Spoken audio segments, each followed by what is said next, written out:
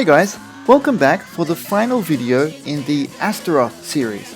I want to show you how I use the Ammo by Mig Jimenez oil brushes and the different ways I tested them out. As a quick introduction, my name is Linc and Wright and I grew up over in Tokyo making plastic models for the Japanese companies and working with top publications. Our daughter wanted to grow up in Australia, so we moved her here and I started a content sharing business here on YouTube. Exactly 1 year ago this week. Please consider subscribing to our YouTube channel for support. And okay, let's go.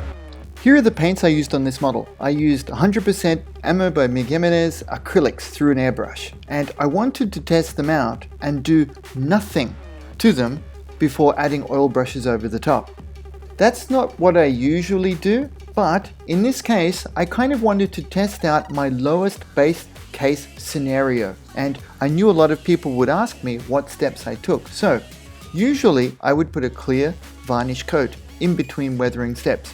But this time, because the paints are acrylic and my weathering steps will be solely enamel based, I thought, let's test it out.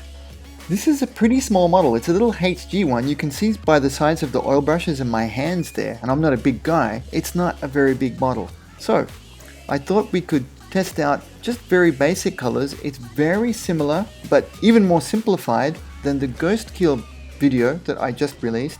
So that one is also worth a quick look if you're interested in learning more about these oil brushes. But simply put, this is with no varnish coat. I simply dotted in some Starship Filth. It's a very good all-round color for using on these science fiction type kits. I put it into some of the recesses to use as a kind of panel lining tool. Then I used some of the enamel odorless thinners with a nice sharp pointy brush here, and I'm thinning it and letting it move into the recesses. Now, because there's no varnish coat, some of the paints are slightly, they're a semi-gloss, a satin type finish. So there will be a very light amount of staining, but it's kind of a perfect medium. The panel lines, they run well, but they will leave a little bit of dirtiness that adds to a weathered looking effect. You know, like a kind of a blurred effect, if that makes sense. Sorry if my English is not exactly accurate there, but I think you know what I'm talking about. Oh, his arm came off. Quality of construction, Linc, what have you been doing?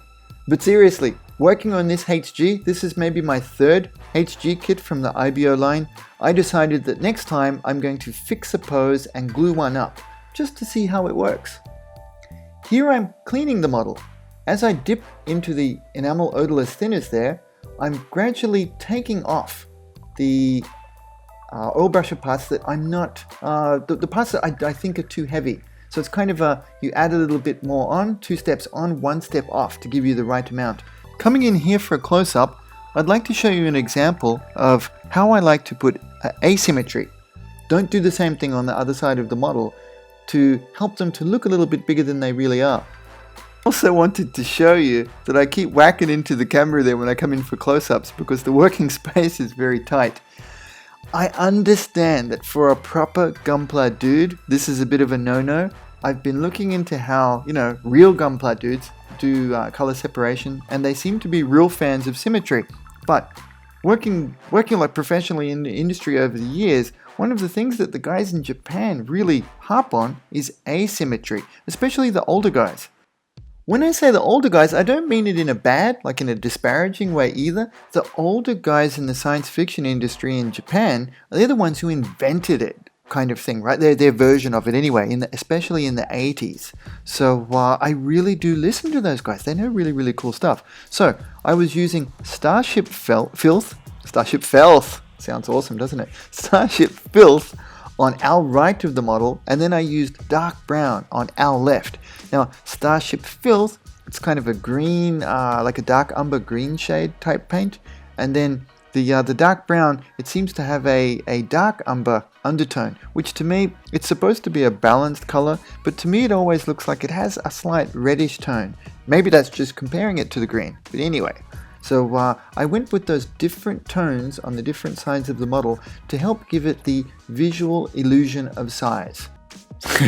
So here, I thought this would be really cool to show. So I set myself up with the color gradient going from, lightest to darkest, And I thought I could show you how I can work through these in a really fast and efficient way. So, and working to the strengths of the oil brushes rather than the start-stop nature like with oil paint. So, I kicked off with black, did a couple of dots, then I went with Starship Filth, a couple of dots, and I'm still looking at areas. So black, I went with grimy areas around what looks like a rocket engine port kind of thing there. Starship Filth, I went with places that I think would look cool and dirty and could do with a darker shadow. Dark brown, I went with another place that would be shadowed, but a place that will look different. The red tone might help to stand out there. And I do have a warmer tone of color on the inside panels of the leg there, so I thought that could be cool. Going with the earth tone, I've gone with places that I thought would be dirty, places where it would contact the ground, earth. And then lastly, I've got the dust one, which I've become a super fan of. The dust one and the earth ones are really useful super tones. They're definitely in the must-have part of your oil brusher kit. Then I also use them, I think of dust as a kind of highlight. So, you know, luckily, in a way, I've noticed that the Gunpla ones, they go with dark feet, and I think a really cool way to counter-highlight them is with dust effects. And look how quick that was. I basically got all of that out in one breath. Then with my enamel odorless thinners, I'll gradually start working them into the model. The drying time is really long, so there's never any risks there. One thing I was worried about, because I put no varnish in, on the last model that you saw, the Ghost Keel, that has it has a semi-gloss finish with Mr. Super Clear from a can. So there really was no danger of the underlying paints staining. Very little danger. I say no danger, but you know, I'll probably jinx myself. You can never say never with models, right? You'll find a way to somehow mess it up. I mean, I do. So I don't want to jinx you either. But with this one, I'm going straight onto paints that are basically somewhat, you know, they're acrylic flat paints. So I was a little bit worried. Well, worried / excited. Excited is a good way to say it. That I might be staining the underneath, and it did in a couple of places, but it looked cool. So the finish of the warm brown paint that I used on the inside legs here, just to give it a slight difference there, that was a slightly flatter finish than the cool white that was on the main parts of the model. It did ever so slightly stain. Now, I think, at least in English, stain seems to have a negative connotation, right, for the word, but from an artistic perspective, I think stain is a good word, because it just means that the previous process will leave some color, texture, or what have you. And so I want that sometimes, so this is really good to know. In the future, when I want the oil brushes to stain, this warm white color that I used is probably a really good one for it.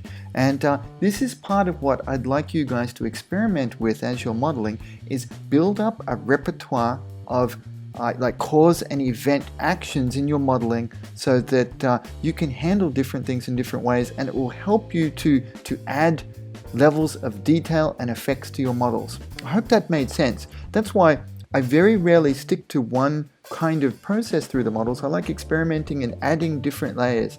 If you've ever worked with Photoshop or done artwork like that, you'll know what I mean. You can keep adding different layers to keep putting different effects on. The best models tend to have more and more layers of effects, but you need to, there's a point where you can overdo it though too. That's something we can talk about and show in another video, and a very small model like this, you can actually get there pretty quickly. That's why exercising restraint and just using a few of these effects, powerful effects, is often a better bang for your buck time investment. I really hope this illustrates and helps answer some of the questions that you guys had. I only had, say, 2 or 3 questions, just, you know, repeatedly. So that means they were really good questions and a lot of people were asking them. They asked me, did I put on a varnish or a barrier coat whatsoever? And so the other one, yes. This one, no. So it works both ways. The other one was, does the enamel thinners, does that bother the ammo acrylics? No. As you can see here, I've been pretty liberal with them. I'm really dousing it with them.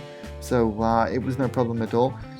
Do these acrylic paints protect the Bandai plastic enough to use the thinner? Again, yes. I've shown that in use, in practical use here, and that worked out just fine.